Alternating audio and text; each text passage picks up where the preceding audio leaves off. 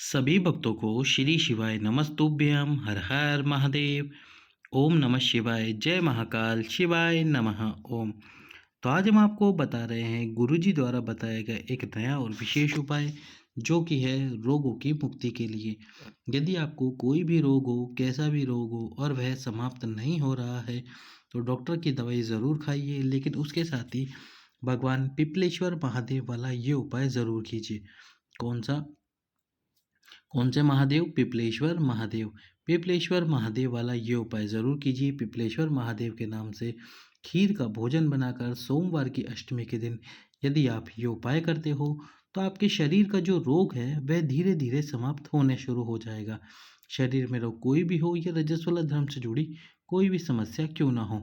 उपाय आपको कैसे करना है?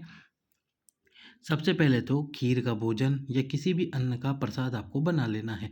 जो भी आप बनाएंगे, अधिक मात्रा में बनाना चाहे बना सकते हैं, पर आपको उपाय करना है केवल 7 ग्रास यानी कि 7 कोर। जब हम रोटी तोड़कर खाते हैं तो 7 जो हम एक रोटी का हिस्सा तोड़ते हैं वो एक कोर के बराबर होता है। उतने ही आपको उसी के बराबर के 7 कोर यानी कि 7 ग्रास आपको ले लेने हैं एक कटोरी के अंदर, जो भी आपने बनाया है।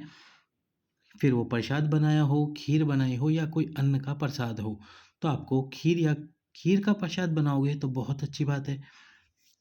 खीर का प्रसाद बना लीजिए और इसके बाद में आपको क्या करना है, 7 कोर या 7 ग्रास जितना प्रसाद एक कटोरी के अंदर रख देना है। साथ में एक कलश जल लेना है और एक कलश जल लेकर सोमवार अष्टमी के दिन सुबह सुबह भगवान शंकर के मंदिर में प्रवेश कर जाना है।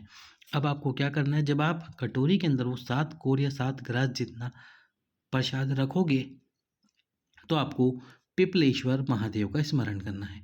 कौन से महादेव? पिपलेश्वर महादेव। अब पिपलेश्वर महादेव के नाम से स्मरण करने के बाद में आपको सबसे पहले तो क्या करना है, जो आपके पास में कटोरी है, उस कटोरी जिसमें आपने 7 कोर या 7 ग्रास जितना हलवा रख रखा है या खीर रख रखी है, उसको शिव जी के सम्मुख में रख दो। और इसी कटोरी के ऊपर जो बेलपत्र है उस बेलपत्र को रखो। अब ये जो बेलपत्र आपको रखना है ये उल्टा रखना है। जो बेलपत्र में चिकना वाला स्थान होता है, जहाँ से हम बेलपत्र शिव को समर्पित करते हैं, जैसे आप ये देख रहे हो, तो ये वाला भाग भगवान शंकर के ऊपर समर्पित होता है। तो आपको ऐसे नहीं समर्पित करना, ऐसे ही नहीं रखना कटोरी के अंदर। जो कटोरी पे बेलपत्र आप रखोगे वैसे सीधा का सीधा रखोगे, जिस प्रकार आप इस बेलपत्र को स्क्रीन के ऊपर देख रहे हो, ऐसा का ऐसा ही बेलपत्र कटोरी पे रख देना है, पिपलेश्वर महादेव का स्मरण करते हुए। अब आपको क्या करना है, भगवान शंकर के मंदिर में जाना है। मंदिर में तो आप हो ही, मंदिर में दक्षिण दिशा में चले जाना है। दक्षिण दिशा आप सभी जानते हैं, दक्षिण दिशा में पहुंचिए। 7 बार आपको एक ही कलश से जल समर्पित करना है और 7 बार पिपलेश्वर महादेव का नाम लेना है। कौन से महादेव? पिपलेश्वर महादेव। पिपलेश्वर महादेव का नाम लीजिए 7 बार। 7 बार पिपलेश्वर महादेव का नाम लेकर वो जल समर्पित कीजिए और जो कलश है उससे आपको 7 बार जल गिराना है पिपलेश्वर महादेव के नाम से। अब जो बेलपत्र खीर के साथ में रखा हुआ है उस बेलपत्र को उठाओ, पिपलेश्वर महादेव के नाम से शिवलिंग पे समर्पित करो। शिवलिंग पे चिकना वाला भाग भगवान शंकर की तरफ हो, इस बात का ध्यान रखना। अब बेलपत्र समर्पित करने के बाद शिव जी के सम्मुख में हाथ जोड़कर प्रार्थना करो। आपका जो रोग है, आपकी जो बीमारी है, उस रोग बीमारी का स्मरण करो। रोग बीमारी का स्मरण करने के बाद में आपको क्या करना है, बेलपत्र और ये जो खीर आपने रख रखी है इसको उठा लेना है। इसको उठा लीजिए और उठाकर सीधे घर में प्रवेश कीजिए। घर में प्रवेश करते ही जो बेलपत्र है उस बेलपत्र को आपको सबसे पहले खाना है। क्या करना है, सबसे पहले बेलपत्र को खा लेना है। बेलपत्र खाइए। अब 7 कोर या 7 कोर और 7 ग्रास जितना आपने जो हलवा आप शिव मंदिर में लेके गए थे, उस हलवे को 7 बार खाकर समाप्त कर देना। एक बार में 1 कोर जितना खाना और 7 बार में पिपलेश्वर महादेव का 7 बार नाम लेकर उस हलवे को खा लेना। जो खीर आपने बनाई है या हलवा आपने जो भी बनाया है, आपके रोग का स्मरण करना। और इसके बाद में जैसे ही आप 7वां यानी कि अंतिम जो कोर है, अंतिम जो हलवे का हिस्सा है वो खाओगे, उसके बाद में आपको तुरंत बाद ही अपने घर में जल जो है स्थान है जहाँ से आप जल पीते हो वहीं से जल भरना है एक पात्र में और धीरे धीरे कर कर 7 बार अपने हाथ में जल लेकर 7 बार उस जल को पी लेना है। इस प्रकार से आपको ये उपाय करना है सोमवार की अष्टमी के दिन।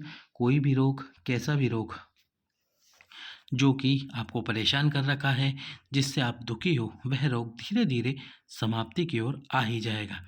इस प्रकार करिए ये उपाय। अगला उपाय सोमवार की अष्टमी के दिन जो आपको करना चाहिए, यदि आप ये उपाय ना कर सके, सात कोर या फिर सात ग्रास वाला उपाय, तो फिर आपको भगवान शंकर के शिवलिंग में माता पीवरी के नाम से सात दुर्वा समर्पित करनी चाहिए। माता अशोक सुंदरी के स्थान पर, पीवरी के नाम से अशोक सुंदरी के स्थान पर। कौन से नाम से? पीवरी। पीवरी आप नाम स्क्रीन पर पढ़ रहे हैं। पीवरी के नाम से अशोक सुंदरी के स्थान पर, माता अशोक सुंदरी के स्थान पर समर्पित कीजिए और इसके बाद में सात दुर्वा उठा कर ले आइए। इन सात दुर्वाओं को मंगलवार के दिन से खाना शुरू कर दीजिए। आपका जो भी रोग होगा, जो भी बीमारी होगी, वह समाप्त होगी।